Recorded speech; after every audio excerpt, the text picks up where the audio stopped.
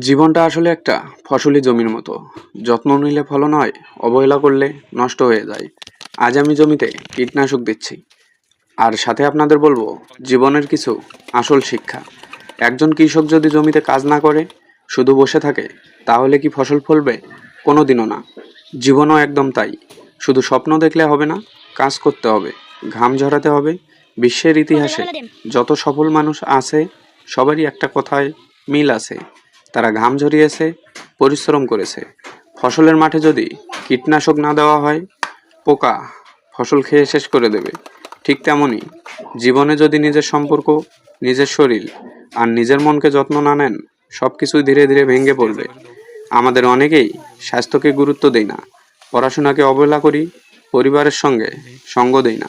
পরে আফসোস হয়, কিন্তু তখন আর কিছু করার থাকে না। চাষি যখন বীজ বনে, তখন পরের দিন গিয়ে ফসল তুলতে পারে না। মাসের পর মাস অপেক্ষা করতে হয়। জীবনও তেমনি।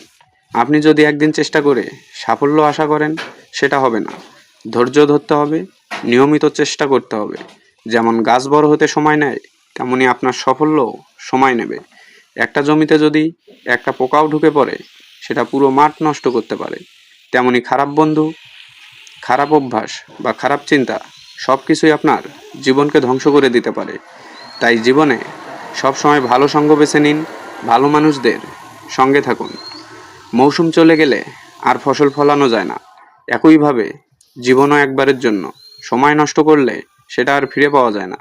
আজ যদি আপনি দেরি করেন, কাল হয়তো আর সুযোগ পাবেন না। তাই সময়কে কাজে লাগান। কৃষক যখন জমিতে কীটনাশক দেয়, তখন পরিমাপ মতো দেয়। বেশি দিলেও ক্ষতি, কম দিলেও ক্ষতি। জীবনও ঠিক তেমনই। সব কিছুর জন্যই পরিকল্পনা দরকার। অতিরিক্ত লোভ, অতিরিক্ত রাগ বা অবহেলা সব কিছুই আপনার জীবন নষ্ট করে দিতে পারে। তাই পরিকল্পনা নিয়ে সামনে আগান। চাষাবাদ থেকে আমরা শিখতে পারি, বীজ যেমন সময় মতো বপন করতে হয়, স্বপ্নও সময় মতো শুরু করতে হয়। ফসল যেমন যত্ন চাই, সম্পর্কও যত্ন চায়। ফসল যেমন ধৈর্য চায়, সাফল্য ধৈর্য চায়।